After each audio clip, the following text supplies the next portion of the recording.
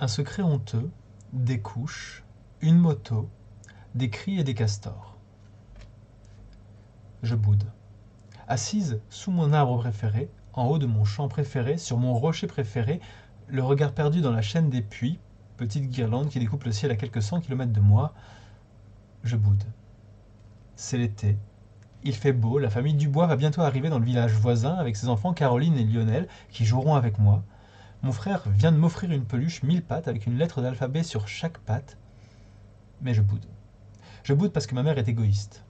Elle a contacté le Secours catholique qui organise des vacances à la campagne pour ceux qui ne peuvent pas partir en vacances et elle leur a dit qu'elle pourrait prendre un petit enfant triste et pauvre de la ville. Un petit enfant qui ne part jamais en vacances, qu'il y a de la place à la maison, qu'il aurait de l'espace pour jouer dans notre montagne et qu'elle serait contente si cela pouvait rendre un enfant triste et pauvre de la ville un peu plus heureux. Mais quelle égoïste ma mère!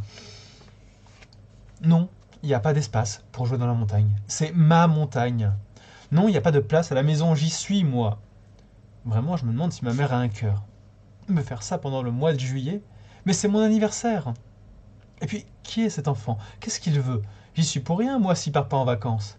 Et puis d'abord, moi non plus, je ne suis jamais parti en vacances. Et est-ce que pour autant je vais chez les gens leur voler leur montagne, leur coin secret, leur anniversaire, voler l'amour de leur maman, qui forcément les aimera moins, voler l'attention de tout le monde? Non mais franchement. Et puis surtout, il y a autre chose. Il y a mon secret. Non, je veux pas qu'ils viennent parce que j'ai un secret bien confiné entre les murs de ma maison et je veux pas qu'il en sorte. J'ai 8 ans et je bois encore mon biberon. Le matin pour goûter et le soir seulement. Maman me prépare de la blédina au chocolat, avec du lait, qu'elle fait chauffer dans une petite casserole sans jamais cesser de remuer, afin d'éviter les grumeaux, et elle me prépare un biberon. Alors je n'ai pas envie que quelqu'un le sache. C'est mon secret et je boude. Mais des semaines de bouderie n'empêcheront pas son arrivée. Il s'appelle Patrick, il vient de Clermont-Ferrand, d'un quartier qui s'appelle HLM, et c'est une dame du secours catholique qui l'amène dans sa voiture avec une grosse valise. Il a 9 ans, il a des grosses lunettes avec du scotch dessus et de petits traits sur la peau de son visage. Et des ronds aussi, sur ses joues et sur ses bras, comme des trous. Il est tout maigre, ne parle pas quand la dame du secours catholique est là, et a les ongles tout rongés. Il a les cheveux coupés très courts. Quand on lui pose une question, il bégaye et son nez est tout tordu. Il m'énerve à regarder comme ça partout dans la cuisine, comme s'il avait le droit de regarder partout, comme si la cuisine était déjà à lui. Et la dame du secours catholique parle de brûlures de cigarettes et de nez cassé. Et ma mère n'arrête pas de dire « Oh mon Dieu, mon Dieu !»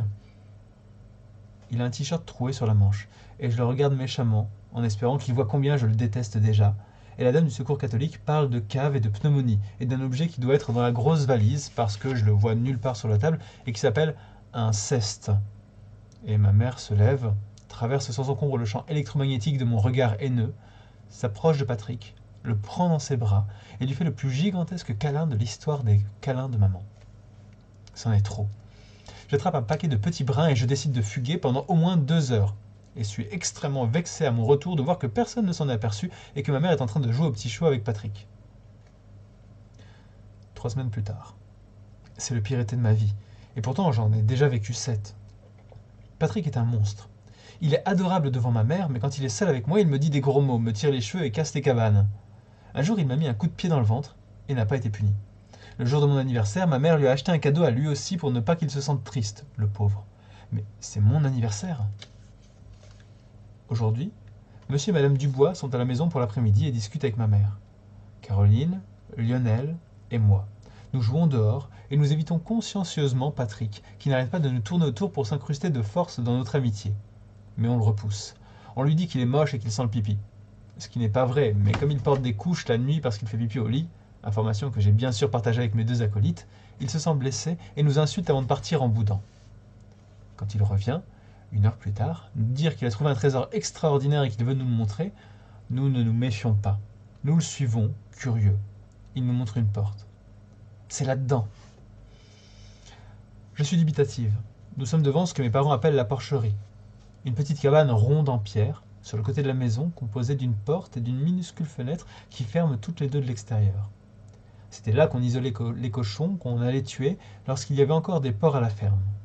Je sais parfaitement ce qu'elle renferme, une vieille mobilette rouillée qui n'a plus de roues, des cercles de fer rouillés, eux aussi, des sacs de grains pour les poules et beaucoup, beaucoup, beaucoup d'araignées.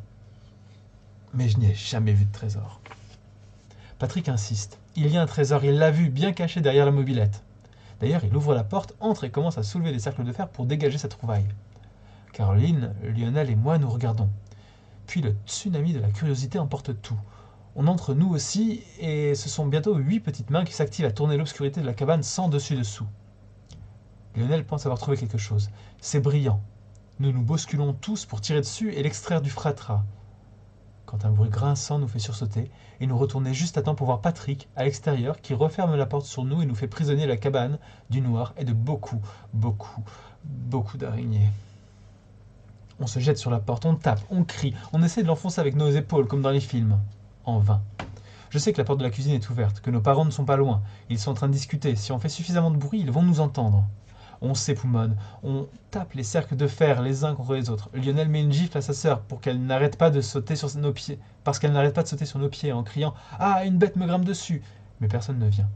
Personne ne nous entend. Alors on pleure. Un peu d'abord, et puis beaucoup. On pleure parce qu'il fait noir et que Caroline a raison. Il y a vraiment des bêtes qui courent sur nos bras, avec au moins 92 pattes chacune. On pleure parce que personne ne nous retrouvera jamais et que nous allons mourir ici, c'est certain. On pleure parce qu'on se retrouve jeune, quand même, pour mourir. Les mains serrées, assis dans un cercle solennel de l'amitié, on se promet que, quelle que soit la faim qui nous dévorera les entrailles, on ne mangera pas le premier des 3 qui mourra.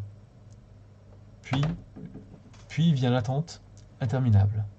Le noir qui n'en finit pas d'être noir, le silence qui se transforme en bruit, les ombres qui se transforment en monstres, en sorcières, en fantômes, les araignées qui se transforment en rats, en serpents, en castors, parce que nous avons très peur des castors.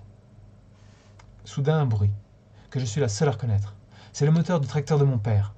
J'élabore rapidement un plan d'évasion très réfléchi que j'expose à mes compagnons de cellule. Sachant que mon père est parti faire les foins avec mon frère dans un village voisin, sachant que mon frère, lui, y est allé à moto, sachant qu'ils vont, pour aller décharger le foin, nécessairement passer devant la cabane où nous sommes prisonniers, sachant que le bruit du tracteur couvrira nos cris quoi qu'il arrive, sachant que devant la cabane, la route décrit un virage serré qui va demander un ralentissement conséquent de la moto de mon frère, sachant qu'une moto qui roule moins vite fait moins de bruit qu'une moto qui roule plus vite, il faut crier quand mon frère va passer. C'est notre dernière chance de survie. Nous nous préparons, nous séchons nos larmes et faisons fi des piqûres d'araignées et des morsures de ces maudits castors. Nous laissons passer le tracteur sans dire un mot. Nous économisons notre souffle. Puis on entend le bruit de la 125. Je lève la main.